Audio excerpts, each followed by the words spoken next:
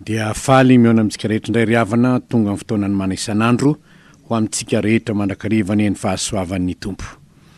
Genesisy 2:20 ka hatramin'ny 4:20 no anjarantsika anio.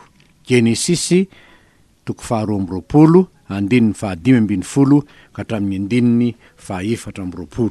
Isaotra ny Tompo sika alohan'ny amakitsika izany tenin'Andriamanitra izany. Vavaksika. Saotranao zay ray eo no ny famondramponao indray, amelaranao latabatra eo anoloan'ny fahavalonay zahay. Naizanay zay misy anay fantatray fa ny devoly fahavalonay dia mandehandeha tahaka ny loina mierona, mitady zay arapany, nefa eo anoloany zany fahamarinany zany mampimelatra latabatra eo anoloan'ny fahavalonay ho anay ianao dia ny teninao zany. Misaotra Andriamanitra. Hamaky zany teninao zany zay ketriny, mangataka ny fanahinao masina mba hanazava aminay indray zay tokony ho raisinay, hitondra hery sy fampaherezana indrindra ho anay, hiatrehanay ny fiainana zay anirahanao anay hijoroanay vavolombelonao eto amin'izao tontolo zao. Amin'ny anaranao Jesosy malala anay io no hanaovanay izany vavaka izany. Amen. Genesisy 2:20 ka hatramin'ny 4:20. Toy ny tantara efa hitantsika omaly zany dia nanaovany Abrahama fanatitra ny Isaka zanany lahatokana.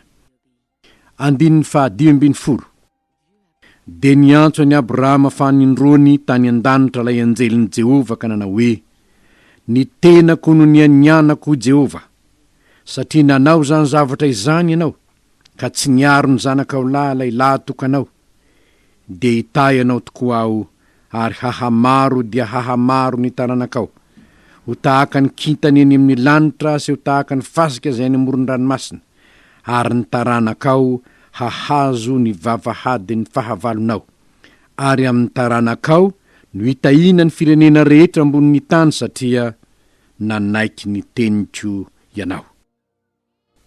Ary Abrahama dia niverina nakeny amin'ny jatoviny, dia niainga izy ka niaraka nakany Berseba, ary Abrahama dia nonina tany Berseba.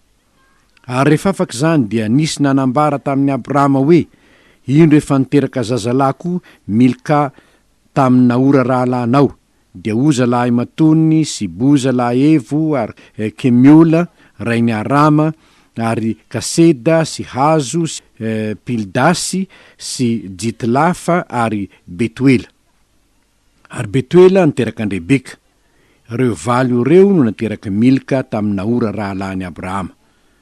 Ary mivaditsondranony zay atao hoe Reuma, izy koa dia niteraka any Teba sy Gahama sy Taasy ary Moaka. Ray masino manamasinina amin'ny fahamarinana, ny teninao ny fahamarinana.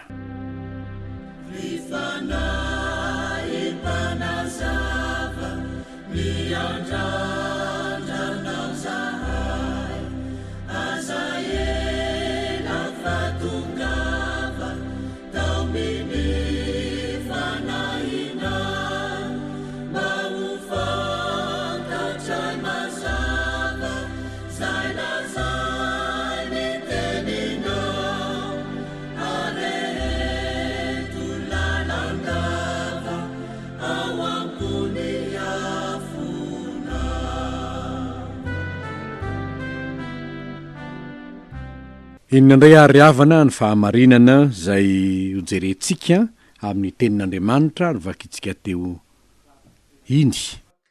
Misy fahamarinana vitsivitsy indray reto. Ny voalohany dia ny hoe nienina tamin'ny tenan'i Jehovah fa hitahy any Abrahama. Nienina tamin'ny tenan'i Jehovah fa hitahy any Abrahama. Fa inona moa ny fianianana riavana? Ny fianianana dia fanamafisana ny teny atao. Fanamafisana ny teny atao. Ary io fanamafisana ny teny atao io dia any amin'ny Hebreo 9 manambara io zay nilazaina amin'ny androany io. Satria Andriamanitra dia nienina tamin'ny Abrahama hoe ny tenako ny anianako Jehovah. Fa nahoana ny nienina tamin'ny tenany Jehovah? Jerentsika ny Hebreo 9:1. 13:14. Fa Andriamanitra nanao teny fikasana tamin'ny Abrahama, ary satria tsy nisy lehibe noho ny tenany zay azony nianianana, dia nianiana tamin'ny tenany izy ka nanao hoe itahy ianao tokoa aho ary ahamaro dia ahamaro anao. Ary arak'izany rehefa naharitra tsara Abrahama dia nahazo ny teny fikasana. Andriamanitra nianina, tsy mbola nisy Andriamanitra nianina tamin'ny tenany ao amin'ny soratra masina manontolo afa-tsy tamin'ny Abrahama io ihany. Ary satria io fianianana nataony tamin'ny Abrahama io dia fianianana mahakasika ny taranaka rehetra eto ambonin'ny tany, dia ampy ny nianianany tamin'ny tenany indray mandeha monja ho mandrak'izay. Ary io fianianana io dia mila zay lehibe noho ny tena ianianana. Ary zay ny lazainy eto hoe satria tsy nisy lehibe noho ny tenany. Zany hoe raha ny marina zany dia tsy mahita fahefana ambony na lehibe mihoatra no Andriamanitra. Ary mazava loatra noho izany amintsika Andriamanitra no fahefana lehibe indrindra anaovana fianianana. Zany no mahatonga ny hoe eto anatrehan'Andriamanitra sy ny olona, Andriamanitra no aloha rehefa mianina isika, eto anatrehan'Andriamanitra sy ny olona. Ary hitatsika fa ny fanekena natao teto Madagasikara dia eo anatrehan'Andriamanitra sy ny olona no nanaovana fianianana raha nametraka ny filoham-pirenena i Madagasikara. Ary zany mihitsy koa na filoham-pirenena iza na iza dia zany mihitsy ny teny eto anatrehan'Andriamanitra sy ny olona manao fanekena fianianana fa hanao zay ahasoany vahoaka. Ko na iza mpitondra teto amin'ny firenena nanao zany fianianana zany dia tokony ahatsiaro izy fa zay ahasoany firenena no ho tanterahiny, satria fianianana araka ny lalam-panorenana raha teo zany. Vavolombelona zany Andriamanitra, ary Andriamanitra eto dia niantso ny tenany mihitsy ho vavolombelona ny amin'ny fitahiany any Abrahama. Ary ny lioka toko voalohany 2:7 sy 5:7 namerina izany mihitsy ilay mpanompon'Andriamanitra Zakaria zany rehefa nilazany ny anjeliny amin'ny Jaona mpanao batisa ho teraka izy, dia zao no sy ny ataony Jaona mpanao batisa mpialoha lalana an Jesosy, dia zao no voalazany lioka toko voalohany. Manefa famindrampo amin'ny razantsika izy sady mahatsiaro ny fanekeny masina dia ny fianianana zay nianianany tamin'ny Abrahama razantsika, hanao zay azo antsika hanompo azy tsy amtahotra, satria afaka amin'ny fahavalontsika isika amin'ny fahamasinana sy ny fahamarinana eo anatrehany amin'ny andro rehetra hiainantsika. Tamin'izao fotoana faraparan'izao ry havana dia tanjona lehibe eto amin'ny firenena ny hoe mandeha amin'ny fahamarinana sy ny fahamasinana. Voambaran'ny lioka toko voalohany 5:7 izany. Ary noho izany zany targetra izany dia targetra tanterahina aorinana ny naneken'Andriamanitra ny fianianana zay nataony. Fa ny fitahiana ho an'izao tontolo zao, ny fitahiana ho an'ny firenena dia ny fandehanana amin'ny fahamarinana sy ny fahamasinana. Ary noho izany dia everintsika tsy lavina mihitsy fa izany targetra izany dia targetra tian'Andriamanitra ho tanterahina ao amin'ny firenena samihafa. Ary satria firenena manompo an'Andriamanitra isika, satria firenena nantsoin'Andriamanitra isika, no azavain'Andriamanitra tamin'ny teniny isika, noho izany ny fanekena ny fanaovan'Andriamanitra dia aoka ho azonitsika. Ary na iza ianao efa nanao fanekena teo anatrehan'Andriamanitra dia aoka koa hiazona izany fanekena ny fanaovanao zany ianao. Andriamanitra rehefa nianina tamin'ny tena nanao teny fikasana tamin'ny Abrahama dia miazona izany mandrak'androany izy. Ka na fanekena inona na fanekena inona ny fanataonao, fanekena fanambadiana zany, fanekena nandraisanao fanasan'ny tompo zany, fanekena nanoloranao ny zanakao atao batisy zany, na nanoloranao ny tenanao atao batisy zany, fanekena nataonao manam-pahefananao zany, aza ovana izany fanekena nataonao zany, tanterao zany. Ary raha mino ny teny fikasana ianao, dia ahita ny voninahitr'Andriamanitra.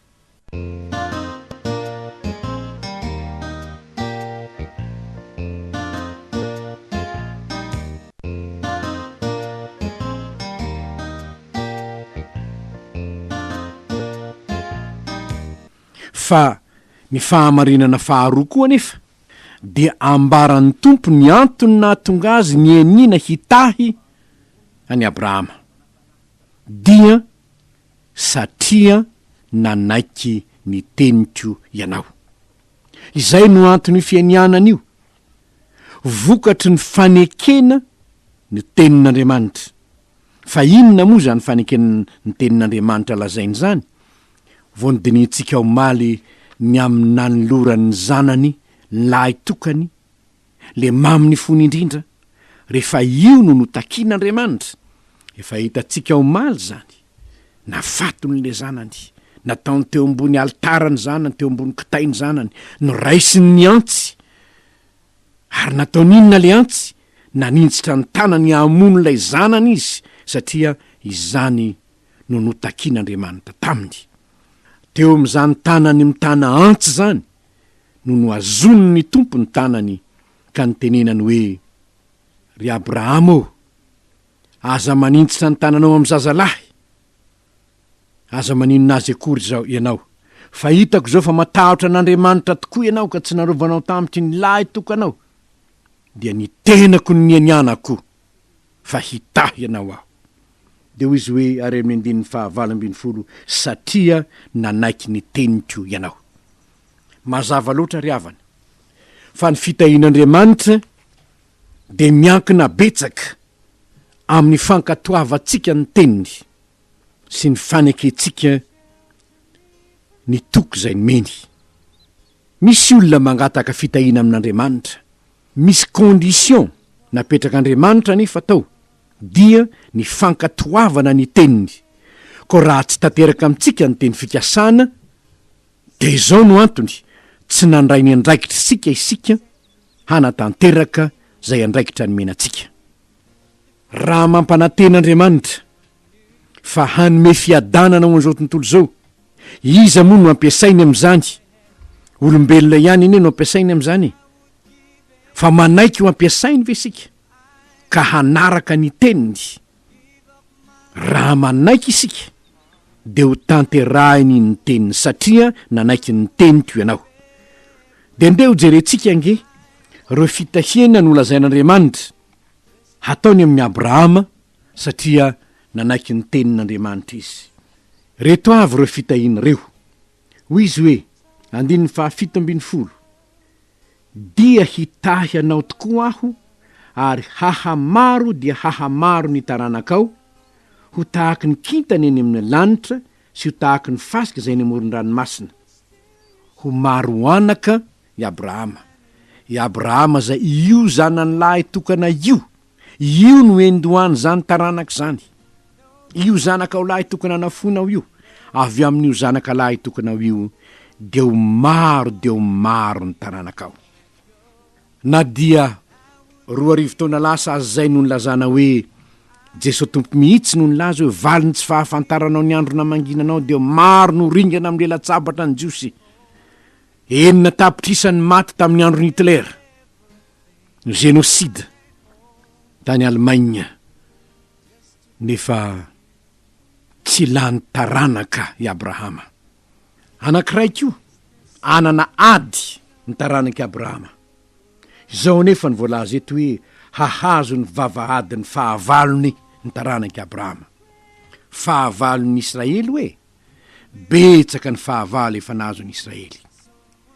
Vitsivitsy amin'ny renianina sy ny antsika, ny Egyptianina, ny Sirianina, ny Asirianina, ny Babylonianina, ny Romanina, izany rehetra zany dia tao anatin'ny soratra masina avokoa fahavalony Israely hatramin'izay.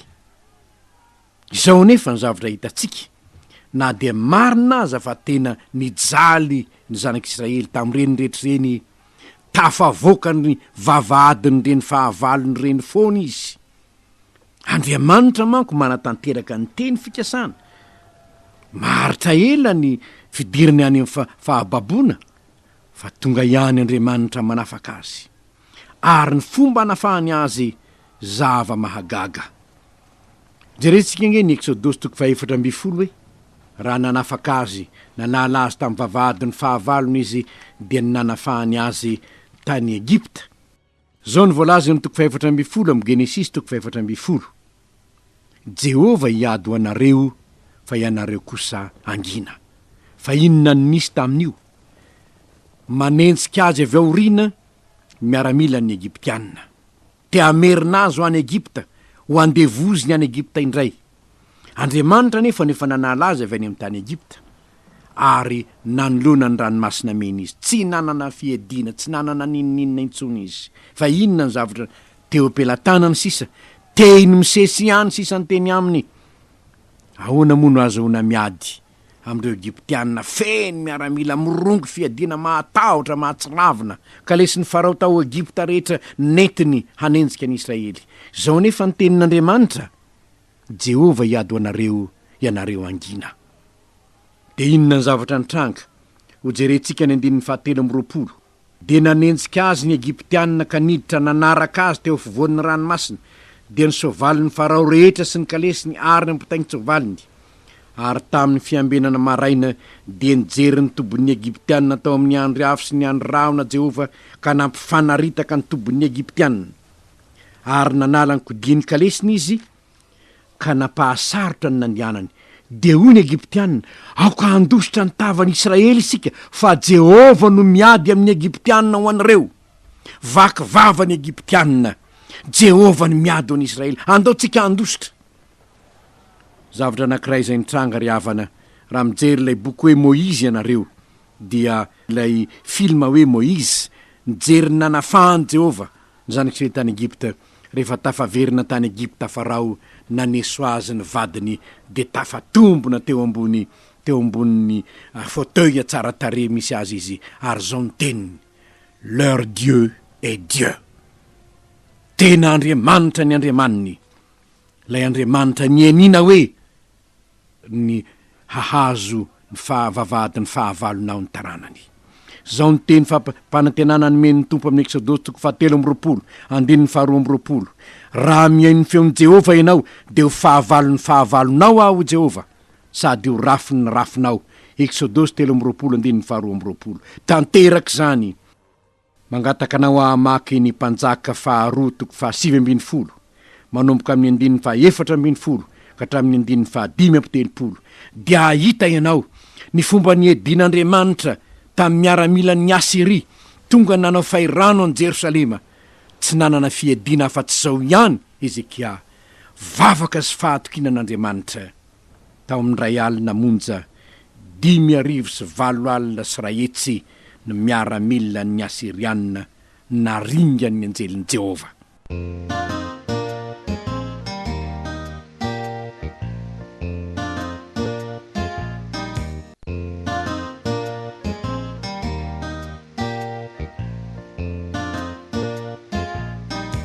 Riavana, eto am'izao fiainantsika izao, dia maro to rafitra ny ady rajerena, zay omban'Andriamanitra ny tsy maintsy mandresy, zay manatanteraka ny teny fikasan'Andriamanitra, handeha hanao zay ahasambatra ny firenena.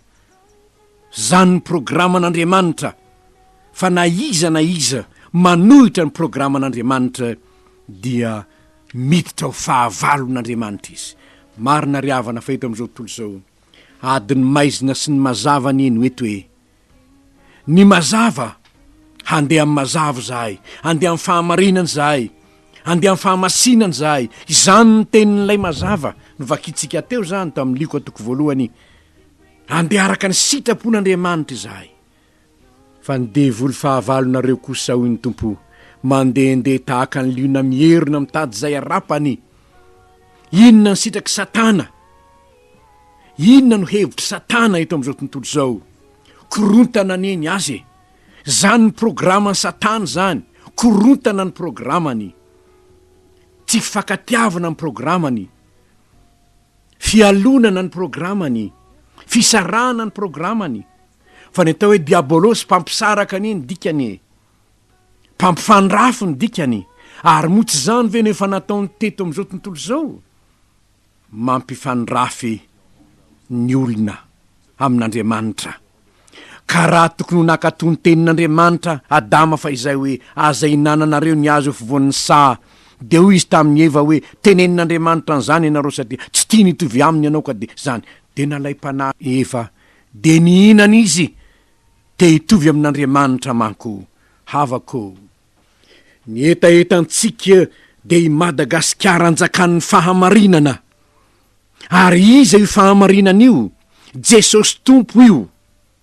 Zaho no lalana sy fahamarinana ary fiainana. Fahamasinana. Fiainana araka ny tenin'Andriamanitra izany, fa tsy teny ataotao foana.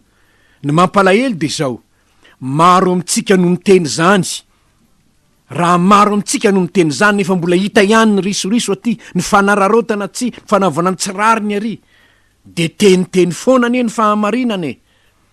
Aoka eritreritra isika.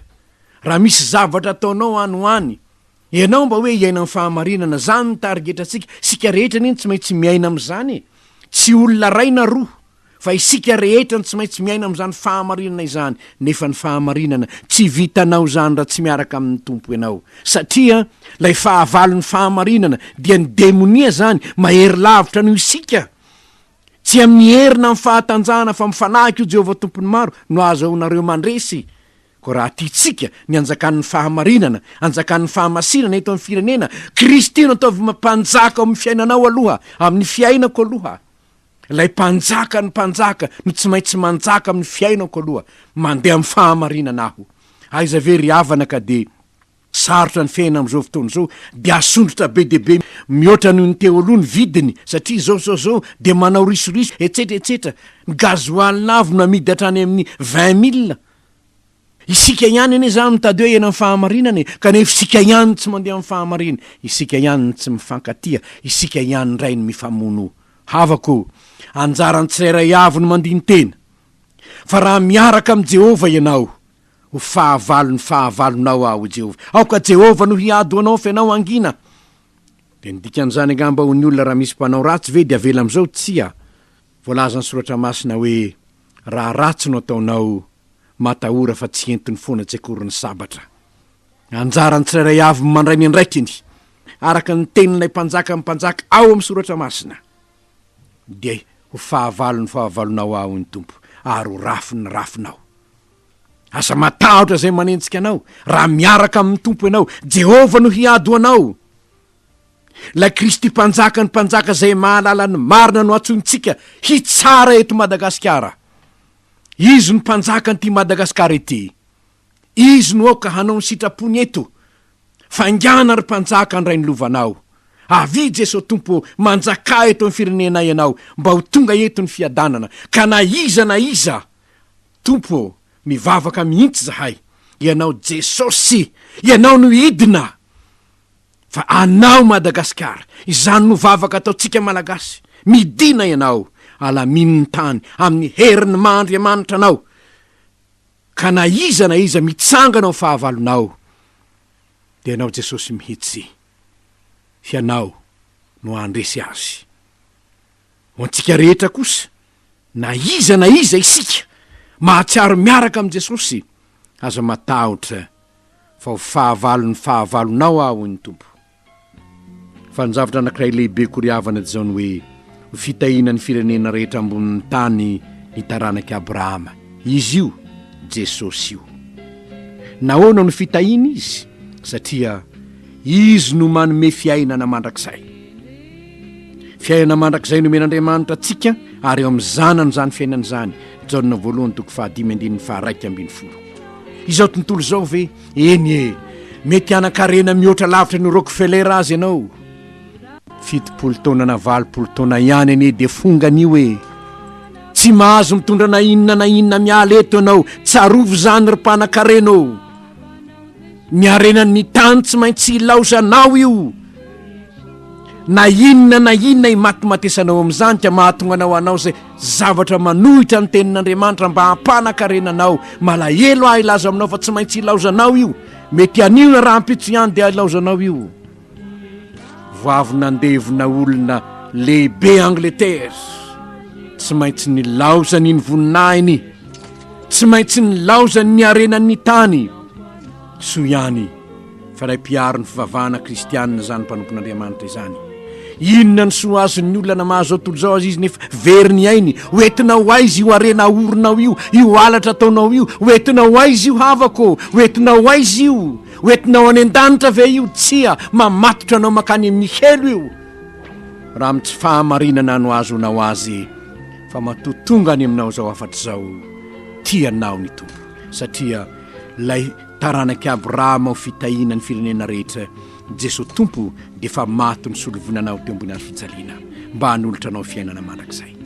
Zay ny zava-dehibe voalohany. Fa ny faharoa dia zao hoe rehefa azonao le fiainana ao amin'ny Kristy Jesosy, omen'Andriamanitra anao ny zavatra rehetra. Omen'Andriamanitra anao. Efa nilaza teto aho ry havana, efa navokako tamin'ny mana isanandro ndray andro zany, fa tsisy dikany amin'Andriamanitra ny mampanankarena ny Madagasikara rehefa mandray ny fiainana mandrakizay izy, satria na ny zanany lahy tokany aza ny meny antsika, tsy homeny antsika miaraka amin'ny tovany zavatra rehetra. Saingy zao tsy maintsy miaraka amin'ny Jesosy, fa tsy azonao ataony hoe zay tsy mila ny Jesosy fa ny zavatra rehetra no ilainay avy aminao Andriamanitra. Tsy zany ny voasoratra. Romanina 5:1-3:30. Andriamanitra zay tsy niaro ny zanany lahy tokana fa nomeny amindry antsika rehetra izy, tsy homeny antsika miaraka aminy. Maimaimpona-koa ny zavatra rehetra miaraka aminy, tsy hoe le zavatra rehetra no ilaiko Andriamanitra fa Jesosy tsy ilaiko. Raha izany no izy dia tsy zany ny tenin'Andriamanitra ary tsy tanteraka amintsika izany. Fa raha isika rehetra kosa no mandray an'i Kristy marina, zay ilainao dia omen'ny tompo anao. Ary izany ampirisihina antsika rehetra ry havana, dia ampirisika anareo manam-pahefana aho. Raiso Jesosy Kristy Tompo fa omeny anareo na ny fahefana mahefa na iza zavatra rehetra ilaintsika hampandrosoana ny Madagasikara. Fa aza tosika tsy ho ao amin'ny ministera misy anao, tsy ho ao amin'ny birao misy anao Jesosy, avelao izy hiara-miasa aminao aoka izy ho mpanjaka ny ty Madagasikara ity, fa izy no hanome antsika izay ilaintsika rehetra. Ary dia ho fantatreran'izao tontolo zao fa izany no Jesosy ny Madagasikara. Lay nambarany Jehovah tamin'ny Abrahama tamin'ny fianianana hoe ny taranakao no hitahiana ny firenena rehetra ambonin'ny tany. Ho an'Andriamanitra ny voninahitra fa i Madagasikara ny dia anjakan'ny fiadanana noho ny amin'ilay fitahiana avy amin'ny ray ivavakisika. Terasy ny laza ary ny voninahitr'Andriamanitra dia atolotra ianao. Mamy loatra ane zany teninao zany, mamy ane zany teninao zany ray eo. Ianao te hanome anay ny zavatra rehetra, ny fiainana mandrakizay, misaotra ny amin'ny teny fikasanao. Itokinay mandrakizay zany. Ampitomboy ny finoanay Jesosy eo. Fa ianao lay antsoina hoe faingana ry mpanjaka handray ny lovanao. Misaotra Tompo. Amen.